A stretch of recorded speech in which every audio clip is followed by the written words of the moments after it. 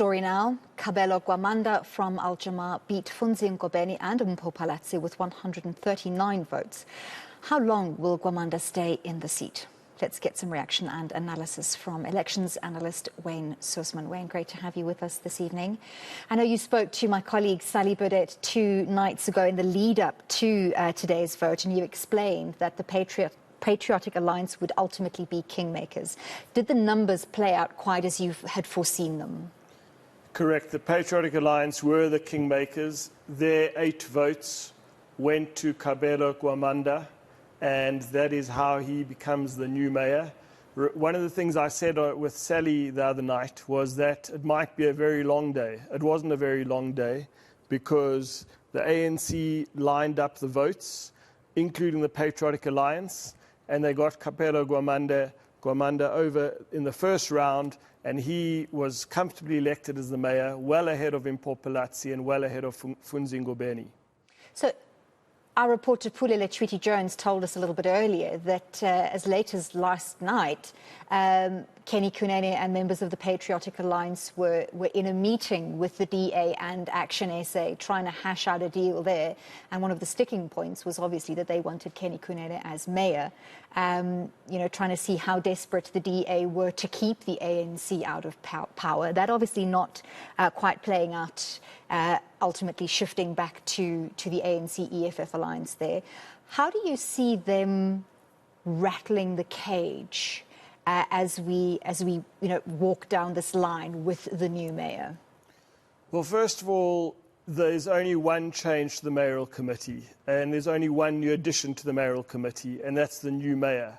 The entire mayoral committee from Tapelo Ahmad's reign remains 5 ANC people, 5 ANC councillors, 2 councillors from the Patriotic Alliance, 1 from the African Transformation Movement, and then 2 from the Economic Freedom Fighters. So in a sense, you could argue for stability.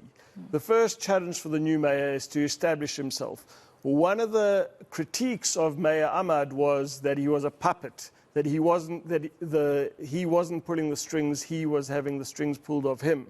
And I think that is very, very important for the mayor to assert himself so that Johannesburgers see, the residents of this city, of the economic powerhouse of South Africa, see that he is firmly in charge of the mayoral committee, that he has the vision to take the city forward, to deal with this many crises. Is that a realistic expectation of the mayor, given that Al Jama have so few seats in the council, that they are very much, the position is, it's a placeholder. The mayor is not from the ANC to appease the EFF and not from the EFF to appease the ANC. So is it really realistic of Johannesburgers to expect of a mayor from a party with so few seats and so little political power to assert themselves? Well, that is why I think there's a lot of consternation within the ANC internally. Because on the one hand, they have very powerful mayoral committee positions where they can affect change, where they can make consequential decisions for the future direction of the city. And if things go awry, they can blame it on the new mayor.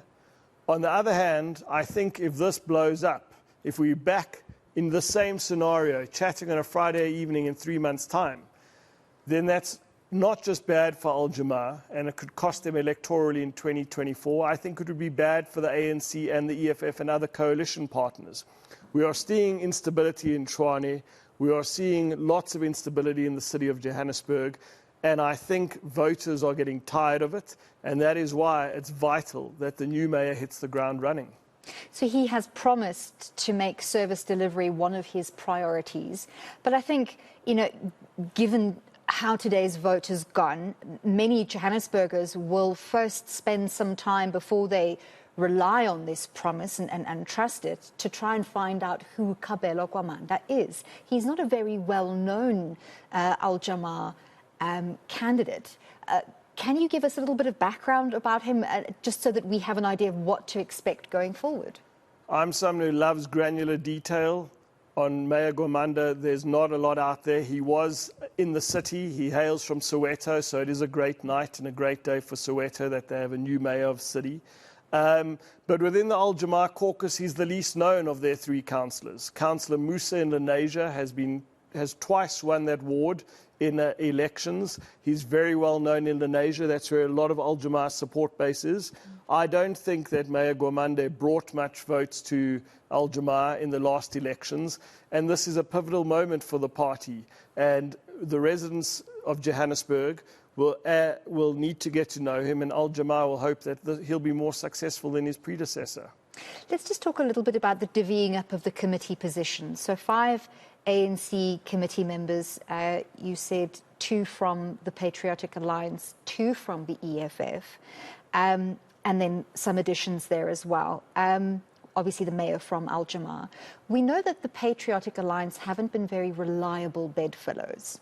They've sort of jumped in and out of different coalitions, and even in the last arrangement with the ANC and the EFF, they turned on Mayor Thapelo Ahmad, saying, well, you know, we're putting pressure on you, even though we're in this alliance, this is not working out for us. Given that they wield such significant power in terms of kingmakers, do you think we're likely going to see some disruptions in the portfolios within that committee that they hold, as we see perhaps Kenny Kunene trying to wield more and more significant power? Very interesting point. So the mayoral committee positions remain the same. That's why you can argue the case for stability. But I remember Kenny Kunene's first interview when he became MMC for Transport. He made a joke about he doesn't even know where the bar in his office is, and he seemed inexperienced. But he showed a lot of energy. He got a lot of media attention. And I think the Patriotic Alliance realized this is a crucial opportunity for them to show that they can be players of consequence, not just in Eldorado Park, not just in Ennerdale in the south of Johannesburg, but they can make a real difference to the residents across the board. And the pressure will be on. And there's even more pressure on Kenny Kunene, because in this very week, the leader of the Patriotic Alliance, Gayton McKenzie, resigned after a very big party, which he resigned. The party was part of his resignation. He resigned as the mayor of the Central Karoo in Beaufort West. So of all the elected leaders, of people holding office in South Africa right now, the Patriotic Alliance will look to Kenny Kunene and his coalition partner and the other member of the mayoral committee to say, can you bring difference in your portfolio, and can Johannesburgers see, can the residents of the city see what difference the Patriotic Alliance can make? So looking at the way forward, what impact does this vote and the sort of horse trading and the political machinations leading up to today's vote have on other metros? You mentioned instability in Tshwane, and we heard earlier also from Pulele Tweety-Jones that Action SA and the DA, there's rumblings that their coalition in Tshwane is on the rocks. The coalition in Tshwane is on the rocks for, first of all, a very particular reason. There's a ward councillor vacancy in a DA stronghold, so the numbers don't add up. So that's the first thing. But it's very clear that one of the outcomes, it's an incredible day for Al Jamaah, it's an incredible day for the ANC. One of the outcomes is that the rumblings, which were very much kept under, there was the peace pipe was smoked between the DA and Action SA for some weeks. That's blown up again. And they've spent probably more time fighting each other today than they have been focused on Al Jamaah and focused on the ANC. So we'll have to see whether that's the heat or just the passion of today, or whether that will subside. Because at the end of the day, what we saw play out today in the council chambers of Johannesburg is likely to play itself out again in the 2024 provincial elections, where if you look at what happened to the ANC in the 2021 local government elections, where they got under 40% of the vote, they are very likely to get below 50% of the vote. And if people who are inclined to support the DA and Action SA and want the opposition to take over see these two parties fighting amongst each other, not being disciplined, then I think it will suppress opposition enthusiasm, and that will also benefit the ANC and its coalition partners. So smoking the peace pipe is one thing. I think residents of many of our country's metros often think politicians are smoking something else entirely, because service delivery has completely been left by the wayside. All the while these, political processes try and play out and we get some sense of stability, has anything been happening? That's absolutely key. So the new mayor has been elected today, but at the end of the day, there are unmanned intersections when the lights go out where people in yellow reflective vests have to man the traffic. We see potholes in informal settlements, in the suburbs, in our major highways. We see a lack of service delivery everywhere, and it's absolutely key for Mayor Gwamanda to say that there's a new chapter being started in Johannesburg today.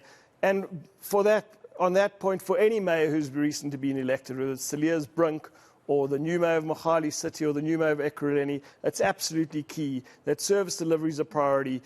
South African residents and voters are sick of the political circuses. They're sick of all the drama in the councils. All what they want is to be taken seriously and for service delivery to improve.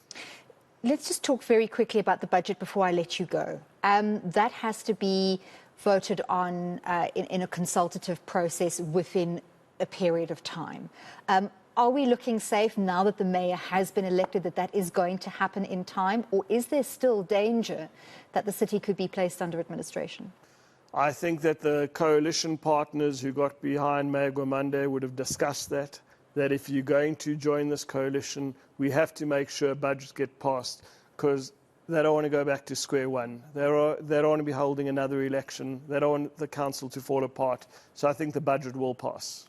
And obviously, as much as they would want the ANC and the EFF and the Patriotic Alliance not to be in power, it wouldn't be in the interests of the DA and Action SA either for that budget not to be passed in time. So do you think they will play along instead of bringing another motion of no confidence? Or? Well, they don't have the numbers. I suspect they will oppose the budget because that's their role in the opposition. But as long as the Patriotic Alliance remains on board, I expect that budget to pass, and that will be the first victory for the new mayor. Excellent. Thank you so much for your insights. That was elections analyst Wayne Sussman giving us some reaction to the election of Al-Jamar candidate Mayor Kabelo Gwamanda.